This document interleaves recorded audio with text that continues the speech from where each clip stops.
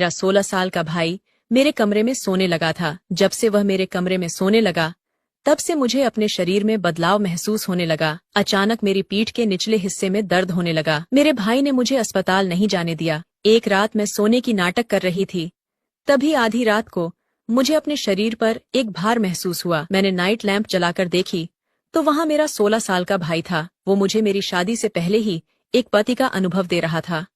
उस रात उसने मेरी आंखों में देखा। और दोस्तों, आपसे हाथ जोड़कर विनती है कि मेरे चैनल को सब्सक्राइब करें और वीडियो में लास्ट तक बन रहे हैं। बहुत अच्छा स्टोरी है, तो चलिए जल्दी से कहानी शुरू करते हैं। मेरा नाम कृति है और मैं अभी 21 साल की हूँ। मेरी माँ नहीं है।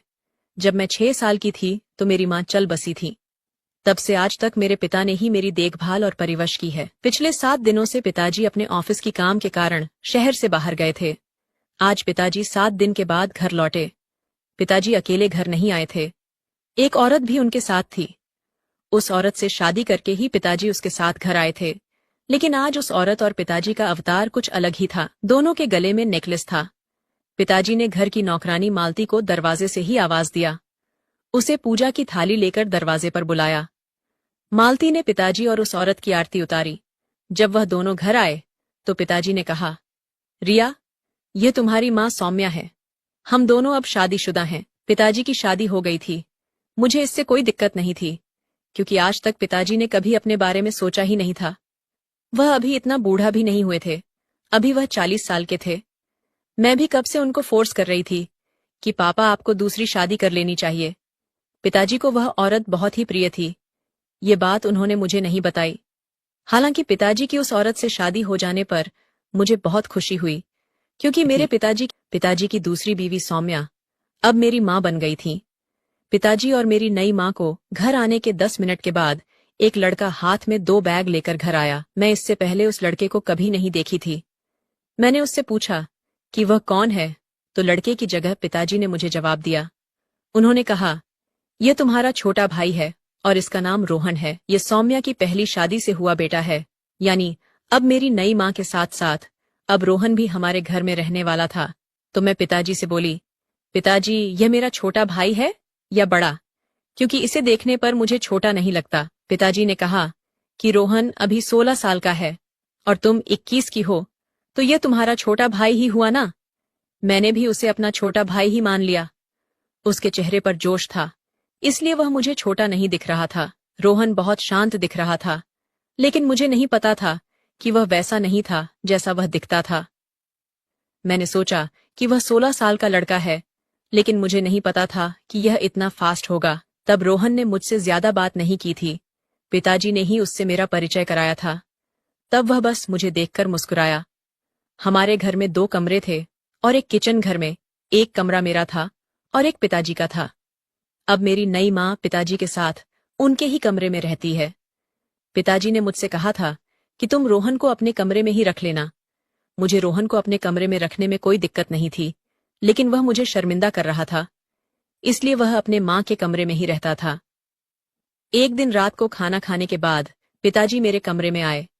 उन्होंने मुझसे कहा कि कृति, रोहन अभी छोटा है, वह ज्यादा बात नहीं करता, लेकिन अब तुम्हें ही उससे बात करनी होगी।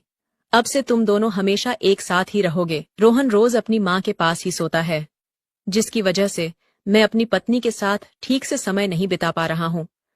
तुम समझो कि मेरा आशय क्या है। तुम रोहन से दोस्ती करो और धीरे धीरे उसे अपने कमरे में सोने के लिए मनाओ। मैं समझ गई कि पिताजी का मतलब क्या है। मैंने पिताजी के सामने हाँ में अपना सर हिलाई। पहले ही दिन से मेरी रोहन से दोस्ती बढ़ने लगी। सुबह को जब मेरे पिताजी मेरी नई माँ के साथ ऑफिस चले गए, तो मैं भी हमेशा की तरह अपने कॉलेज चली गई। और कॉलेज जाते जाते रोहन को उसके नए स्कूल छोड़ दी। गर्मी का मौसम था, इसलिए जल्द ही रोहन की गर्मी की छुट्टियां होने वाली थीं। रोहन से दोस्ती करने का यह मौका अच्छा था। अगले कुछ दिनों तक ऐसा ही रहा। गर्मी की छुट्टियां शुरू हो गई हैं। मैं भी उससे बातें करने के लिए घर पर ही रहने लगी। उस दिन माँ और पापा सुबह अपने समय पर ऑफिस चले गए। उनके जाने के बाद रोहन ने सोचा होगा कि मैं भी कॉलेज जाऊंगी, लेकिन उस दिन मैं कॉलेज नहीं गई, बल्कि मैं घर पर ही रुक गई।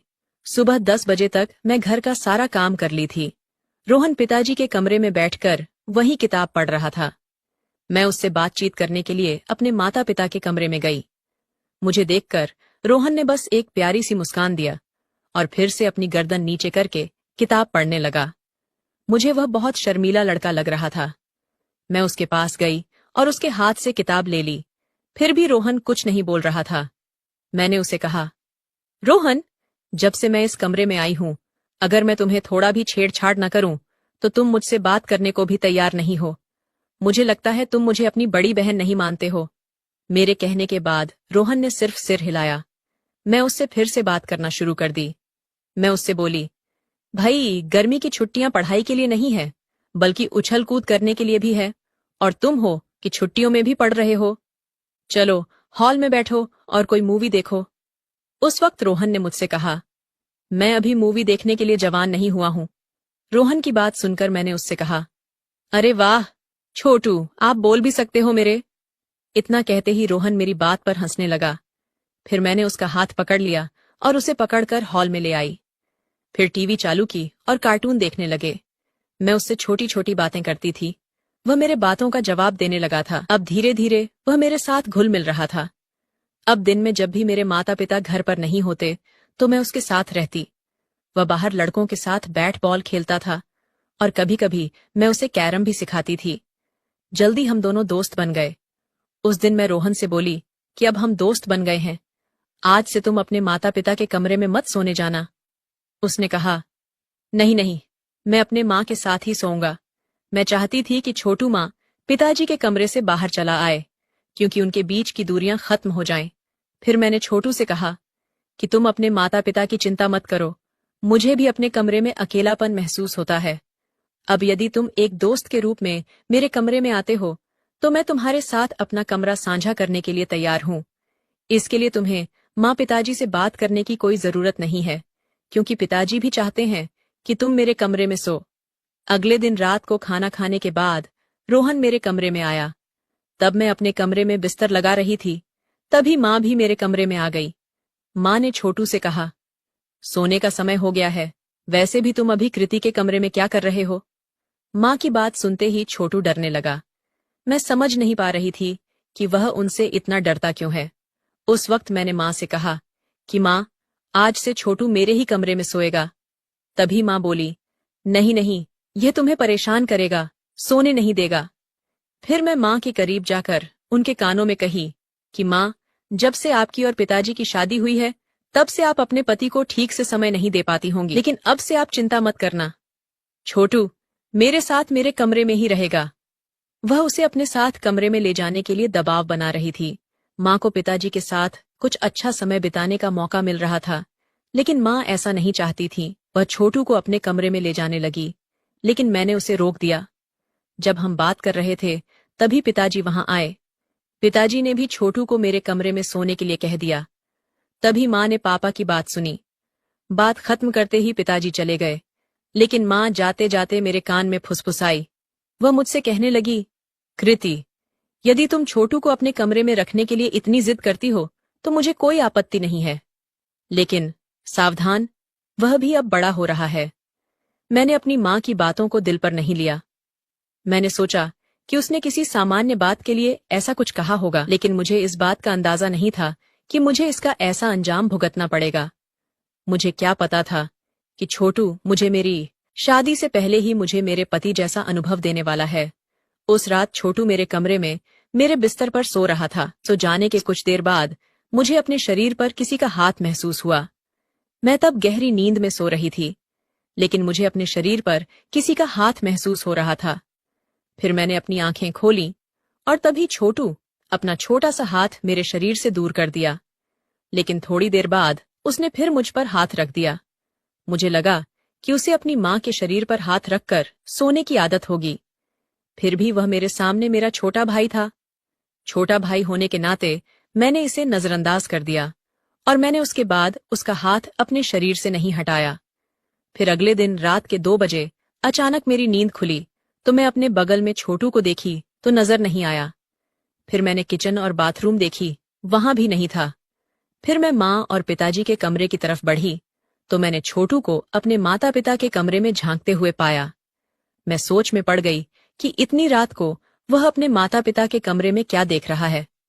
मैं जब कमरे के करीब पहुंची तो देखकर चौंक गई, क्योंकि उस समय माँ और पिताजी के कमरे का दरवाजा थोड़ा खुला था और छोटू माँ और पिताजी की निजी चीजों को देख रहा था।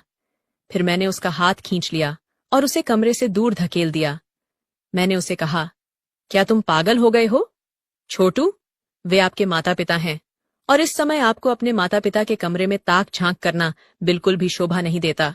मेरी बात सुनकर छोटू सिर झुकाकर मेरे कमरे में चला गया। उसके बाद मैं भी अपने कमरे में चली गई। जब मैं कमरे में दाखिल हुई तो देखा कि छोटू बिस्तर के किनारे बैठा हुआ है। उसका चेहरा अभी भी उतरा हुआ था। मैं उसके पास जाकर बैठी। मैंने अपना हाथ उसके हाथ पर रख दिया। तभी मेरे हाथों पर आंसू गिर पड़े। फिर मैंने छोटू की तरफ देखा तो उसकी आंखों में आंसू थे। मैंने उससे कहा, ऐसा क्या हुआ जो तुम रोने लगे? इस पर उसने कहा, बहन, मुझे माँ की बहुत याद आती है। मुझे माँ के बिना नींद नहीं आती। थोड़ा रोने के बाद मैं छोटू को गले लगाई और मैंने उसे एक माँ की तरह अपने पास रखा। मैं उसकी भावनाओं को समझ सकती थी, लेकिन माता पिता को भी एक दूसरे के साथ समय बिताना जरूरी था। बार बार छोटू अगर उनके बीच में जाएगा तो वह एक दूसरे को समय नहीं दे पाएंगे। मैं घर भर में बहुत समझदार थी। छोटू तो और भी छोटू था, लेकिन मैं अब उस सारी स्थिति का ध्यान रख रही थी। मैं छोटू को माँ के कमरे में नहीं जाने दे सकती थी और उसका रोना भी मुझसे देखा नहीं गया। अब मैं छोटू को एक माँ की तरह समझना चाहती थी, इसलिए उसे मैंने एक माँ की तरह गले लगाया। लेकिन धीरे धीरे छोटू का पैर फिसलने लगा। मैं अपने छोटे भाई के रूप में करीब आ रही थी, परंतु मैं उसका स्पर्श के माध्यम से उसकी भावनाओं को अलग तरह से महसूस कर सकती थी। तभी छोटू ने अचानक अपना हाथ मेरी पीठ पर फिराना शुरू कर दिया। फिर मैंने तुरंत उसे धक्का देकर अपने से दूर कर दिया। मैंने उसे सोने को कहा। कुछ देर बिस्तर पर सोने के बाद छोटू फिर से मेरे पास आया और मेरे शरीर पर अपना हाथ रख दिया। इस वक्त वह नींद में था। वह नींद में बड़बड़ा रहा था। वह कह रहा था, माँ, मुझे देर मत करो। मुझे लगा कि उसे अपनी माँ की याद आ रही है, तो आज भी मैंने उसका हाथ अपने बदन से नहीं हटाया और सो गई। इसलिए अगली सुबह मैं थोड़ी देर से उठी। मम्मी पापा ऑफिस गए हुए थे। छोटू नाश्ता करके वह हमेशा की तरह हॉल में बैठकर टीवी देख रहा था। मैं उठी और अपने कमरे में सीधा बाथरूम में चली गई। मैं नहाकर बाथरूम से बाहर आई। तब मैं बहुत छोटे कपड़ों में थी। अभी मेरे कमरे में कौन आएगा? यह सोचकर मैं भी ऐसे ही अपने कमरे में चली गई। मैं अलमारी में अपने कपड़े ढूंढने लगी। तभी अचानक मेरे कमरे का दरवाजा खुला। सामने छोटू खड़ा था। फिर वह मेरी ओर देखा। मैं उसकी आंखों में देख न सकी। वह मुझे ऐसी हालत में देखकर उसने एक बार नीचे भी देखा और देखता रहा। मैं पीछे की तरफ घूम गई और छोटू को कमरे से बाहर जाने को कहा, मगर छोटू कमरे से बाहर जाने को तैयार नहीं था। उस वक्त मैंने गुस्से में दोबारा छोटू को कमरे से बाहर जाने को बोली। फिर छोटू बाहर गया। वहां से निकलते ही जो ड्रेस मेरे हाथ में आई, मैंने उसे पहन लिया। फिर मैं बाहर आई और मैंने छोटू से कहा, तुम अचानक कमरे में क्यों आ गए? उसने कहा, मैं यह देखने आया था कि आप जाग गई हैं या नहीं, क्योंकि मैं सुबह से वहीं टीवी देखकर बहुत बोर हो गया हूं। अब छोटू को नाराज करने का मेरे पास कोई कारण नहीं था, तो मैंने आगे कुछ न कहते हुए उसे कहा कि तुम अपना ख्याल रखना। आज मैं तुम्हें अपने दोस्त के घर ले जा रही हूं। उसका भाई भी तुम्हारे ही उम्र का है। तुम्हें एक नया दोस्त भी मिल जाएगा। तुम्हें वहां बहुत मजा भी आएगा। मैं अपने दोस्त की घर जाने के लिए घर से छोटू के साथ निकली। छोटू और मैं अपनी स्कूटी से उसके घर जा रहे थे। स्कूटी से गुजरते वक्त छोटू ने मुझे इधर उधर नजरें घुमाते हुए देख लिया। उसने मुझसे कहा, दीदी, मुझे बाहर जाना बहुत पसंद है, लेकिन माता पिता हमें कहीं भी ले जाने को तैयार नहीं है। मैं छोटू को समझाते हुए बोली, आपके माता पिता दोनों कामकाजी हैं। वे दोनों अपने काम में व्यस्त हैं, रहते ना, इसलिए उन्हें टाइम नहीं मिलता कि आपको कहीं बाहर घुमाए। लेकिन चिंता मत करो, मैं समझती हूँ कि आपको बाहर घूमना, यात्रा करना पसंद है। कभी कभार मैं तुम्हें बाहर घुमाने ले जाऊंगी, ठीक है ना? मैंने छोटू को ठीक से समझाया।